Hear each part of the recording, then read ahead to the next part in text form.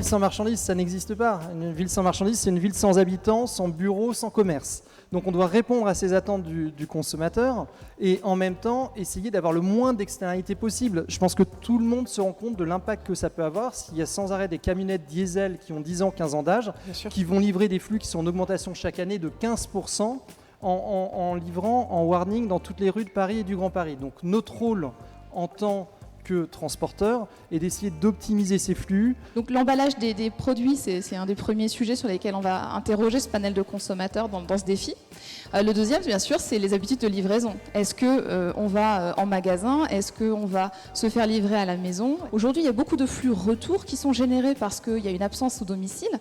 Et donc la prise de livraison, par exemple, peut être un effet bénéfique pour éviter les échecs de livraison avec un chauffeur qui repasse une fois, 2 fois, 3 fois.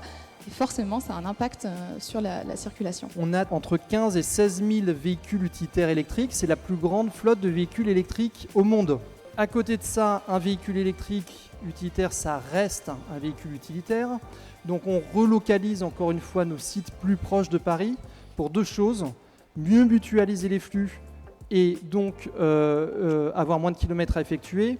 Et 2, pouvoir utiliser des modes alternatifs de livraison, comme les vélos cargo, les triporteurs ou même de la livraison à pied. Aujourd'hui, avec l'économie circulaire, on a la possibilité d'avoir des produits qu'on emprunte, qu'on loue, voire qu'on répare. Et donc, on a une consommation de ressources initiales qui est moindre, bien entendu. Tout produit neuf consomme des ressources et le transporter également consomme de la ressource, de l'énergie.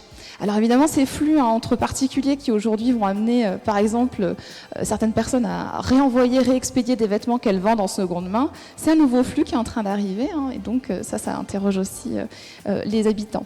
Et la dernière chose, j'en ai parlé un petit peu, c'est l'origine des produits.